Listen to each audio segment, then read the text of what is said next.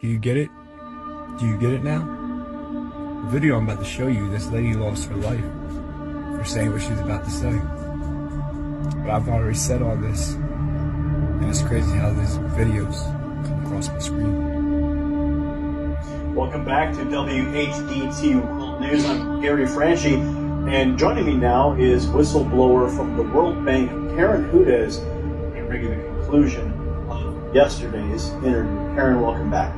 Thanks for having me, Gary. Karen, when we concluded yesterday's interview, we were discussing, you had brought up the new Constitution that was instated in the United States. So, is the Constitution that we know today in effect, or is there a different Constitution you claim?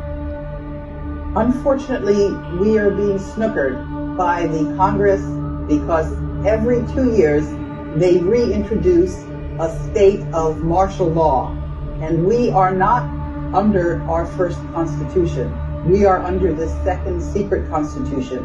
What that Constitution provides is that our tax dollars are going to pay interest to the Federal Reserve. They're not paying for any of the services that we need in our country. Instead, where are we getting the money? We're getting it from the poppy fields in Afghanistan and the drug trade. That's how we're financing our country. This is a travesty. Now, you mentioned that the secret Constitution allows for the interest to be paid to the Federal Reserve.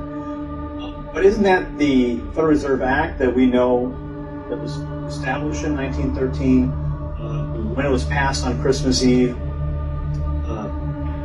So where does that law fall into place? You'll remember that President Lincoln was assassinated by a Jesuit. That was in order to prevent the greenback dollars that Lincoln had issued directly by the Treasury Department. And so what happened was the bank of that day was then able to continue to earn interest on the currency of the United States. That was why he was assassinated.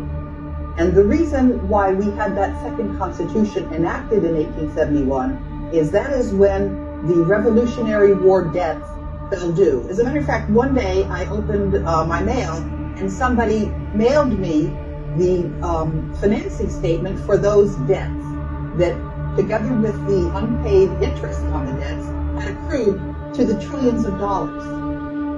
Now, the concept of a secret Constitution, some people might cry foul then. Right? I don't believe a word you're saying because I've never heard of such a thing. How can those claims be substantiated? Two ways. The first is that I will show you the minutes of the meeting of the Patriots who met and looked at the State House records in Carolina when that secret Constitution was enacted. And I can show you the financing statements for the Revolutionary War debt. That was the reason we got that second secret Constitution. So is that second secret Constitution, who is it in favor of? Is it in favor of the people or the corporate United States?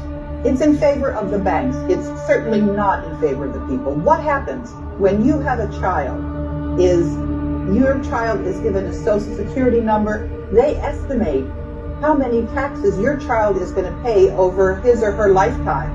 And they take that birth certificate and they issue it on the capital markets and they earn money on it.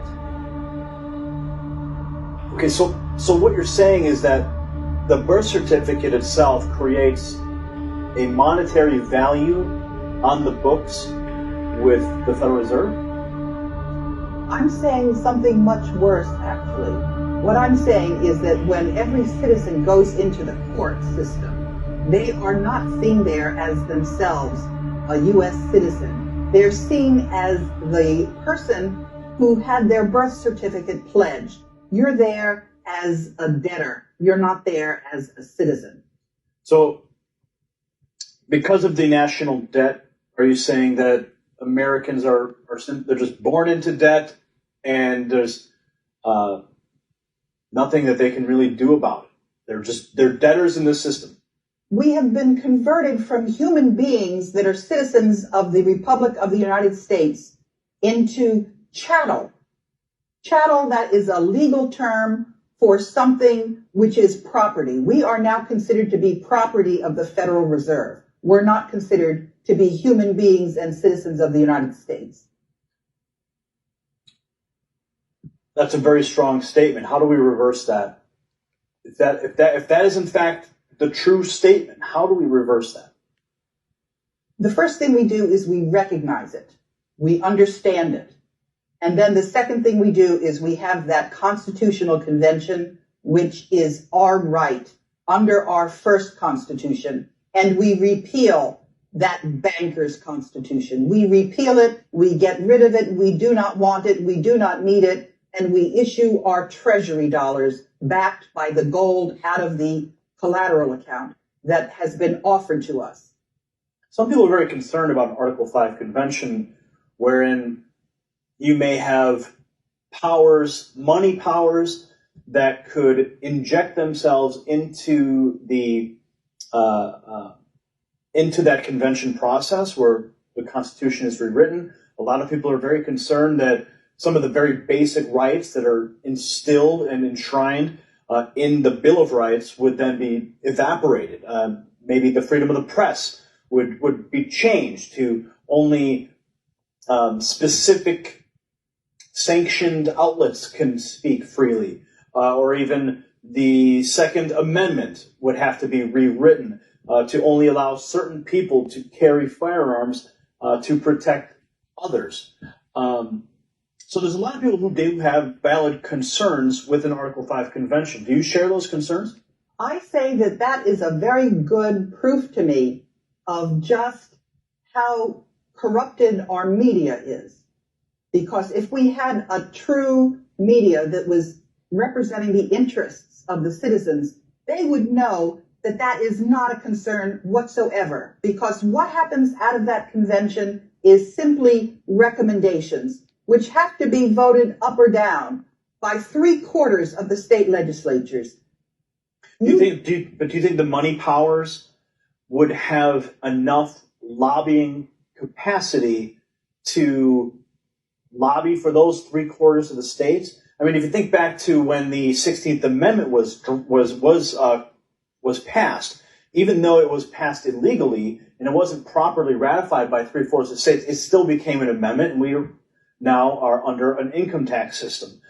So if you think about 3/4 of the states ratifying an Article 5 convention, do you believe that the money powers could have influence in that process? I would simply ask your viewers to take a good look at whether we have a second secret constitution, how we got that constitution, and whether we in the United States have the wherewithal to throw off those shackles.